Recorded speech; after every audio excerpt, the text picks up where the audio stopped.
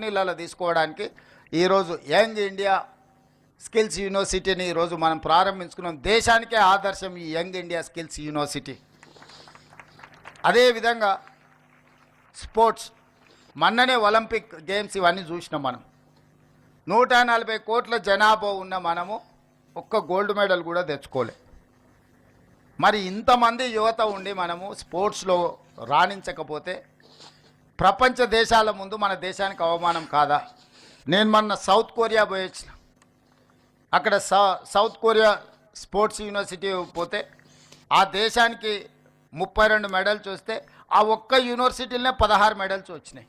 ఒక అమ్మాయికి 3 gold medals వచ్చినాయి ఆర్చరీలో. అంటే ఒక అమ్మాయి ఆ యూనివర్సిటీలో చదువుకొని రాణిస్తే, శిక్షణ తీసుకుంటే, ఒకే అమ్మాయి ఒలింపిక్స్లో 3 గోల్డ్ మెడల్స్ సాధించింది. ఒక చిన్న దేశము హైదరాబాదు నగరం